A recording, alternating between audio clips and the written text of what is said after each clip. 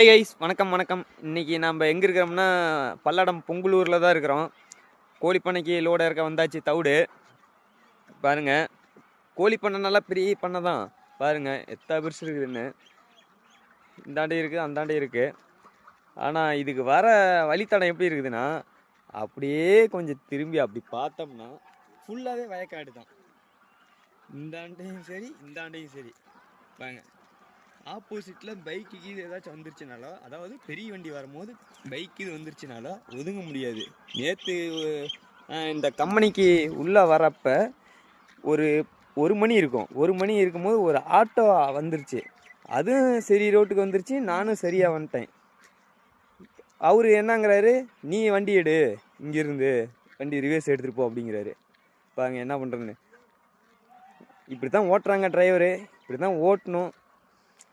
தலையெழுத்து இப்படி தான். Bye guys.